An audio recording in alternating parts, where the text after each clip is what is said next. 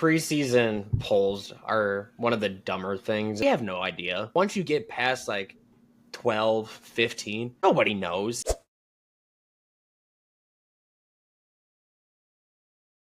Going back to our conversation last week where we touched on the college football coaches poll being released. I feel like Penn State just lives in that 3 to 4, second to fourth range. Texas and Ohio State, with it being the first game of the season, right? It just makes sense from a storyline perspective. Expect Iowa State to climb in a big way. Shout out Michigan. Also, can we get BYU out of this? Every single season, there's always a team or two that just falls on their face, shits down their leg, and just puts up a very mediocre, if not a downright awful season for where their expectations were. Yesterday, the AP poll was released, and not a ton of changes between the two. Big piece coming out of this one, I would say from my perspective, is it's essentially the SEC and Big Ten make up almost the entirety of the top 20 conferences, which is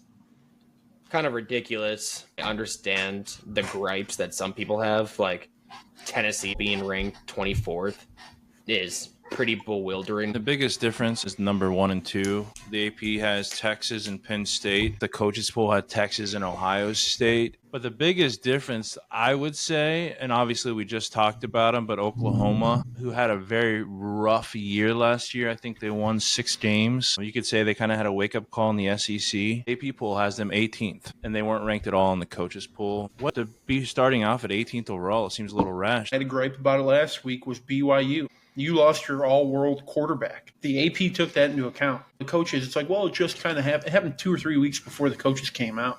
So I appreciate the AP for putting BYU outside of it because I don't think BYU is going to be a very good team without that quarterback. The preseason polls are one of the dumber things, in my opinions. It's only one of those things for like the history buffs where they can look back. Like, we have no idea, really. We could have a general idea of who the really good teams are. But once you get past like 12, 15, nobody knows. I kind of love the polls, man. When they get it right, when you Monday morning, I go into work, I pull up the poll, see where everyone's at. I love it. That gives a team a chance to prove itself. I don't think the AP should be predicting what that starter is going to do. I think they should base it on last year, kind of roll it in, and if Miami shoots up, great. If they go down, great. You wouldn't put the college football committee in a room early August and be like, okay, let's put together our rankings to start the season. And they would know better than these fucking journalists that are the ones voting on it.